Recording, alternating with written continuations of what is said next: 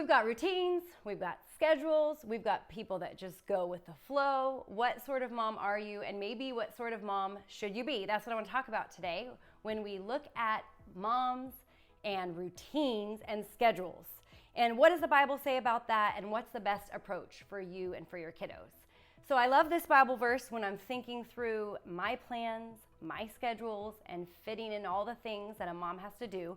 Proverbs 16:9 says this, "The heart of a man plans his way, but the Lord establishes his steps." And so when we look at that Bible verse, we can say that there's planning going to be involved, and that's what we're going to talk about today. Encourage you to plan in some ways and have some routines. But we can see really that God is the one who's going to establish our steps. He's going to throw things for a loop if he wants. He's going to provide opportunities for you to be flexible, for me to be flexible. And so we want to have kind of that both understanding and approach of we have our plans, but then we also are flexible. And really, I kind of see three types of moms out there. Maybe you fit into one of these categories. I have a friend who is super scheduled, every little moment planned out on her calendar, everything in the day, super structured, color-coded. Okay, then I have another friend who has no idea what's going on. I'm not sure what brings tomorrow. We'll see when we can get to certain things. Maybe I can fit you in, kind of a last-minute mom. And then I'll just admit I'm kind of an in-the-middle mom here. I like the plans, but I also like to really be spontaneous and flexible. So maybe you can connect with one, two, or three of those kind of types of moms. And I want to encourage you to, what do I want to encourage you? I'm going to stop right there and figure out types of moms. Oh, yeah. Okay. You could start with an I want to encourage you. I want to encourage you? Yeah. Okay. What do I want to encourage them to do, though? Let me think. Well, I want to encourage you to think through this and not just kind of fall into one of these patterns or lean towards maybe one of your personality types, because we probably all lean one way or the other. For instance, in our lives in the Kelly household this summer, we had almost no plans, and it was kind of a crazy time because we didn't really have anything we were supposed to accomplish each day necessarily. We sometimes planned outings and sometimes we didn't. And what I found was the kids woke up and continuously asked me, what are we doing today? What's happening? Can I do this right now? When do I get screen time? Are we going anywhere? And I mean, there was no structure to the day. And while it was kind of a fun element to change things up from the school year, it was kind of chaotic. People didn't like it. My kids didn't like it. They wanted to know what was going on. I wanted to know what was going on. Fast forward to the school year starting, and even if you have kids that are not in school, for us that brought us back to this schedule and this routine, and it has been so much smoother. I'm saying discipline has been smoother. I'm saying getting out the door is smoother. My kids' attitudes seem to be happier and more content. There's a lot to say about providing a routine and a schedule for your children so they have an expected, pattern of what's coming and what they're supposed to accomplish, what they're supposed to do. So what I've seen in the change in scheduling with school is they know every day there's a plan. We've got a morning routine before school.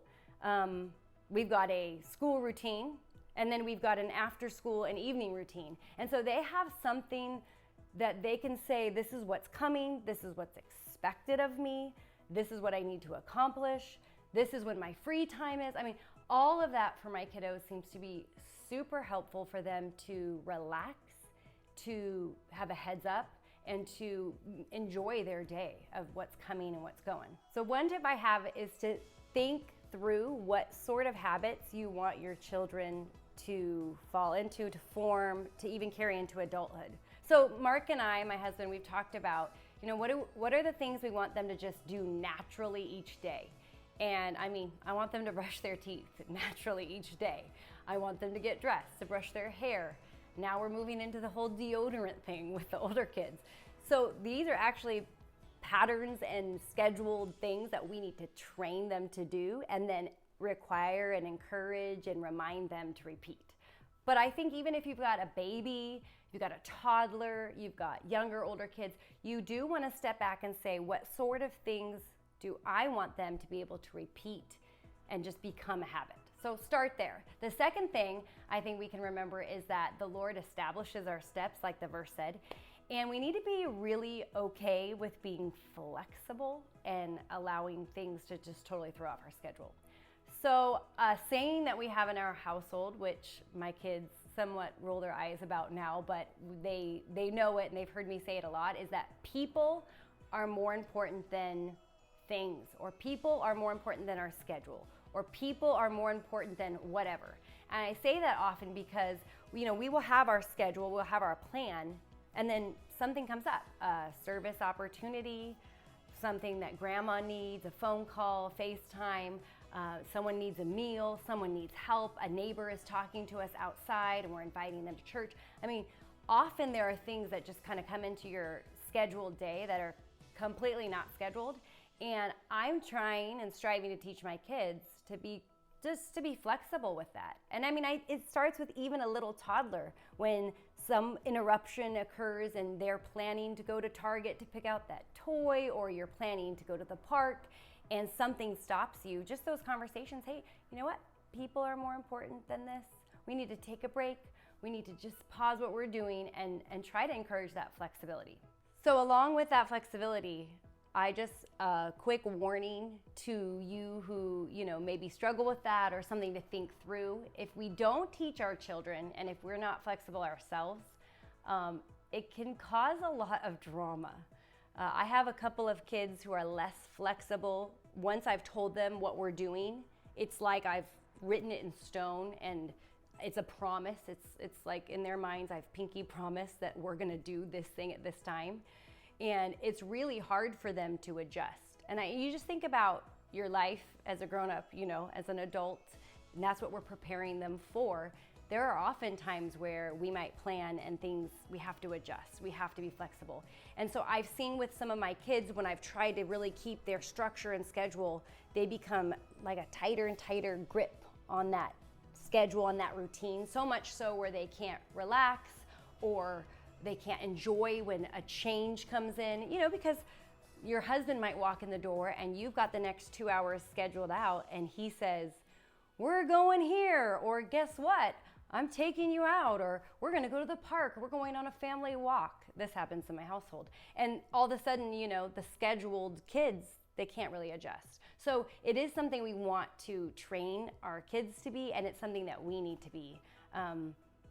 One last story is that we tried to have a family over, and they had to come over so early for dinner because they had a whole bedtime routine that had to start at 6:15. And even for fellowship and even for community within our church, they weren't able to come at a different time because they had to back everything up to this full hour length routine at night. And it got me thinking, this might be a time where you're flexible. So, that's something to think through. When can I adjust? Because we want to serve, we want to connect with people, we want to be flexible and allow God to even change our plans. But ultimately, we want to make sure we have a plan and a structure and a routine that we're trying to accomplish so that we can be more effective in accomplishing what we need to do and what our kids need to do for that day.